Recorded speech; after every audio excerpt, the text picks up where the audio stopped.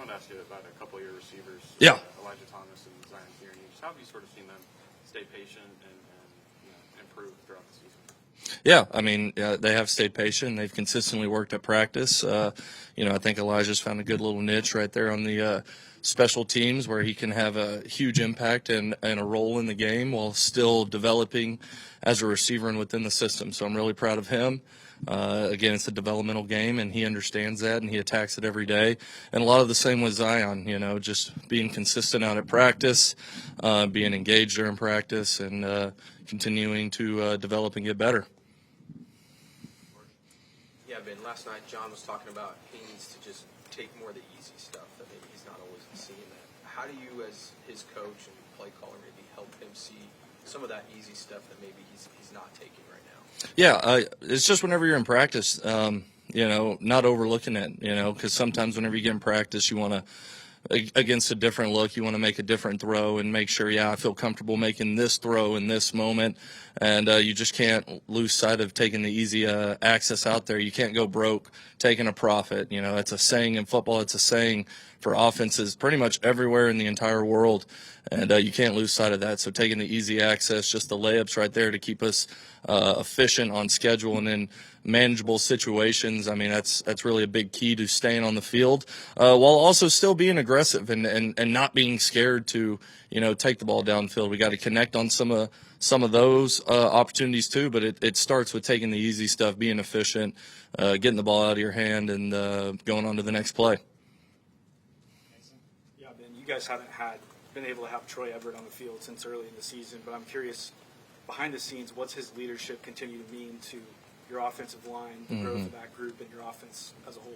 Yeah, even though we haven't had Troy on the field, his impact has still been felt throughout the building. It's been felt throughout practice. He's a veteran guy who's played a lot of ball with a ton of leadership and a ton of wisdom to give, and he gives it.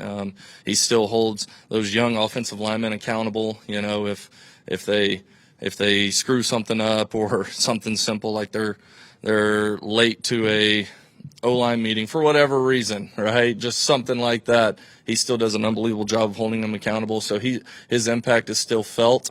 He's still a captain of this team, and he's done an unbelievable job being a leader throughout his injury. Yeah, Ben, early on in your career here, you've had a couple 1,000-yard receivers. Isaiah seems like he has a chance to maybe get to that mark.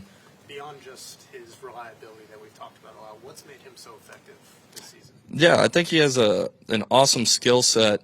If you look back to when he was at high school, all right, he was a 100-meter champion, can roll whenever he gets out in the open field, hits a runner. I mean, you saw it the other day. Whenever he gets out in the open field and hits his stride, he's really hard to catch. And so that's a special skill set right there. But I think his route running, he's very crisp. He's very crafty in his route running and the ability to get open and, has really good hands. At the end of the day, he's what you want a lot of receivers to be, just from a holistic standpoint. And so tackle that on with the reliability that he has shown all year and the consistency that he's shown all year. I mean, it's just put him in a position to have a lot of success. And the coolest part about Isaiah, he's really pretty humble about all of it too. He just shows back up and starts the process all over. So, glad we have that guy.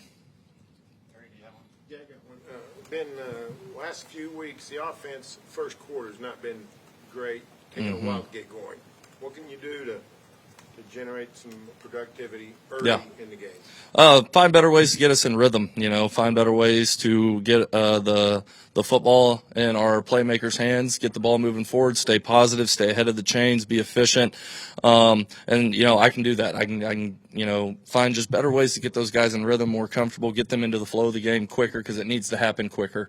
But from my standpoint, that's how I can do that, and that's starting off in practice, getting really confident in our drive starters, getting really confident in our, third and medium, third and short menu, just continuing to rep those, get confident in those, have the guys in the right positions to be successful. That's how I can do that. A lot of coaches, it seems like more and more, are using the term rhythm. Drink used it a bunch Saturday night after the game. What exactly does that mean? Yeah. What does that mean, and what does it look like? Yeah, that's a really good question to define rhythm. But what it is, I think it starts one with, the quarterback? Is he getting the ball out of his hand? Does he look confident get the ball out of his hand? Do the receivers catch, knife, get vertical? Is the offensive line generating good movement? Are we confident running the football? Are we getting movement with it? All of that stuff generates that rhythm that coaches talk about. And, ultimately staying ahead of the chains and being efficient is I mean, they're the same thing. They parallel each other. And so that's kind of what it is, and that's things that you can do to have a really good flow offensively, and things that we got to continue to get better at. Ben, LSU, it's been an up and down year for them, but defensively, it seems like they've been pretty solid Yeah. across the board. What stands out on tape? I think it starts with their DC, Blake Baker. I mean, he's about as respected as anyone in the country as a defensive mind. Just his track record, his resume, and the product that he continues to put on the field. Everywhere he's been, every year he's done it. They're a unit that plays confident together. A lot of times it looks like they're all 11 playing in sync. And whenever you do that, and then you add on the multiplicity that they do on defense, I mean that's why they're so good. That's why offenses have a tough time with them. But they seem really confident in this scheme. It's an aggressive scheme, and those kids they play hard for him. So he's done a great job forever. He's well respected, and his players, they're a direct reflection of him. Yeah, Ben, the plan going in was to have the 4-game redshirt for Michael Hawkins. You clearly did that. Now it's not going to matter the rest of the way. So what was accomplished by doing that, and maybe what sort of freedom do you have knowing that now Hawkins can go out there whenever you would like it to? Yeah, with John as our starting quarterback, you and Mike still having the ability to redshirt, you don't want to, put a young man in like a compromising position where he loses, maybe a year of eligibility to play football. And I thought we were really, really good with how we managed Mike, in those situations, and how we had, managed Witt in those situations too. And all that does now is just, Mike's an explosive playmaker. He can make some stuff happen. He's, a great kid, a hard worker. And, if the moment is called upon and he has to go in there, there's a lot of confidence that he can go in there and operate and make things happen. So, Mike's a great teammate. He has handled this season so good. Just being ready and, being ready to play, being ready whenever he had to be the starter, so he's ready for every moment, and, proud of Mike.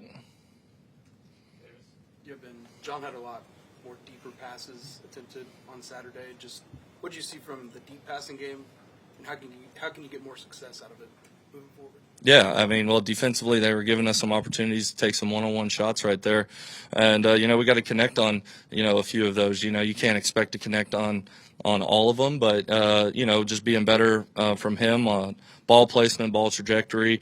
There are a few times the receivers you'd like to see a little bit more separation, but it goes both ways. We had to just continue getting in sync on it and pushing the ball down the field, because if you do that, it opens up more things underneath, opens up stuff in the box for the run game. So we just have to do a better job of executing those moments.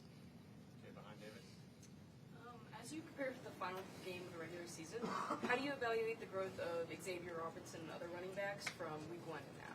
Yeah. With X, it's kind of weird, kind of been a weird season for him, right? Fall camp was kind of banged up for a lot of it, and that kind of carried over into the beginning of the season a little bit. But as he got going, you only saw him get stronger.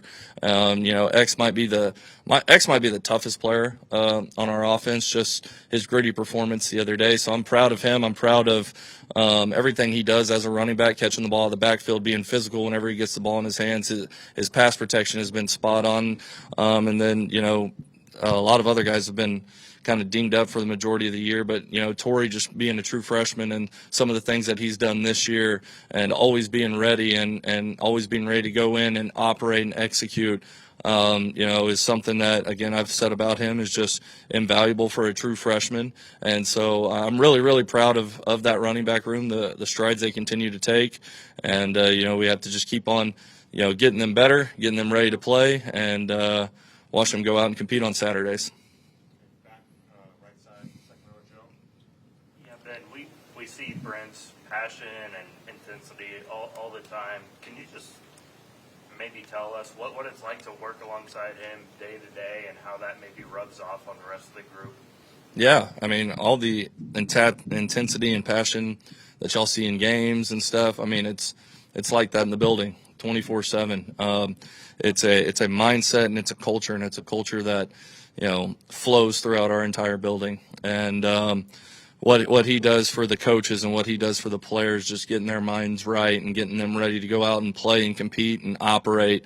It's something you can't put a value on it. It's something that he breathes into everybody, and he's the ultimate competitor. He's the ultimate juice guy. He's the ultimate motivator for coaches and players alike. And I think you see that with how our kids play, on the field every single day. So there's a lot of appreciation to him, the man he is, and the coach that he is. Ryan, you mentioned Xavier's toughness. How has this last couple weeks been just balancing, knowing that he's going to be there for you, but also knowing he's not 100% and trying to get what you need to get out of the running game while not putting too much on a guy that's fighting through some stuff? Yeah, I mean, again, you wouldn't have known on Monday whenever he walked in there and said, "No, I'm playing." I mean, the week he had of practice, he did everything. And is he 100%? No, probably not. But we're also in week 12 of the season. There's not a lot of people in the country that are 100%. He just keeps putting his head down and going to work and competing and you never hear a complaint out of him. I mean, he's a kind of a quiet-natured guy, and he just goes and attacks the work. So, it's a mindset, and he's as tough as they come, and proud to get to be his coach, and proud to have him on our team. Okay, third row, James. Ben, all year, you've had some, with Cheer's injury, it kind of changed the offense a little bit. I'm curious, going into the last game, do you really know what the identity of your offense is? I mean, it seems like that would be hard to really come up with Cheer's injury as he's trying to come back with it. Yeah, I think the identity of our offense is doing what winning requires, playing smart complementary football. We're not turning the ball over. We're, running the ball pretty effectively. We need to be a little bit more efficient, be a little bit more detailed, and that's where explosive plays will start happening. But, at the end of the day, you have to constantly do what winning requires, and our guys have bought into that big time. They're the ones winning these games. They're not putting everybody in compromising positions. Would you like it to be more explosive? Absolutely, 100%. And there's things that I can do better, and there's little details and execution things that can always be better. But at the end of the day, this is a tough group who goes out there. They play physical. They do what winning requires, and they compete their butt off every single week. That's the identity. Is go out there and figure out a way to win the football game.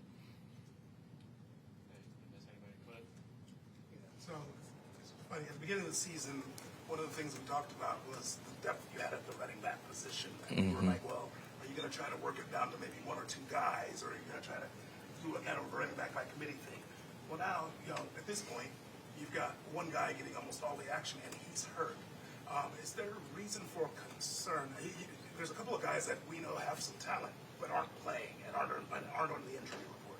So I guess my question is there reason for concern in terms of having enough healthy guys or guys that you feel comfortable playing, considering the fact that the guy that got most of the action was already injured? That was kind of a long-winded one right there. You're saying we have a lot of running backs, but only one guy's playing, and why is that? Yes. Okay, all right. At the end of the day, I think we have some talented guys in that room who have shown in different spots this year that they're extremely capable, extremely talented, and really good football players. Situationally throughout the flow of the game, you want to make sure you have the right guys in these moments, and that's what it comes down to ultimately. Is having the right guys in there in the right moments, and we can always look back and evaluate and find out, can we put someone else in this moment? Can we give them a breather here or there? That's our job as coaches. But again, same thing about that running back room. They come, they attack, and they're really a pretty quiet natured bunch who just, do the work really, really well, set the tone for a lot of things, and I couldn't be more proud of that room. Appreciate y'all. Boomer.